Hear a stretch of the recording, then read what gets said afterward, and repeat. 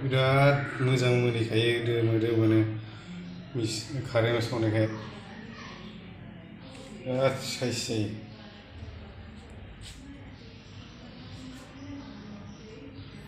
ना बारलि बे 6.5 केजिमोन संकस दैनि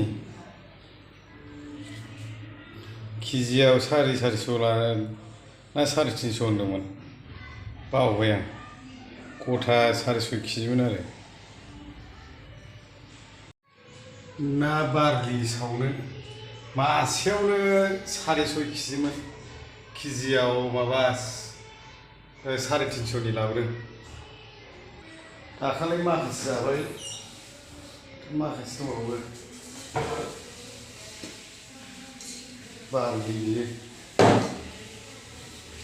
बियो अभेन ना मा होनो बेखौ सावगोन एसेल' सावबा 5 मिनिटफ्रावनो जायो बुरजा सावबा 25 मिनिटफ्रावबो जायो।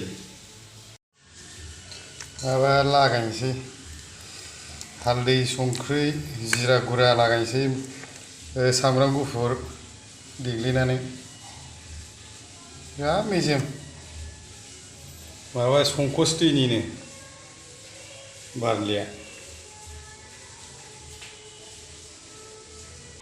एसेल' सावो सानै मानसिल' जागोन नालाय थुख्रानैल' सावनोसै 5 मिनिटानो जायो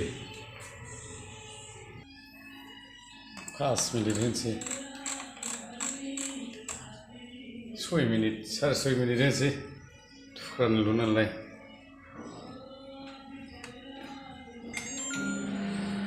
दसेनो जायो।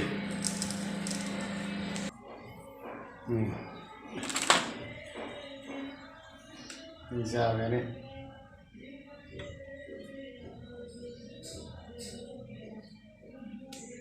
बिराद मोजां सावजानो मानो बिसिना सेरब्रै गाहाम सावो खेबसेनो सेरब्रै गाहामबा आधा घन्टासो नांगौ टाइमा।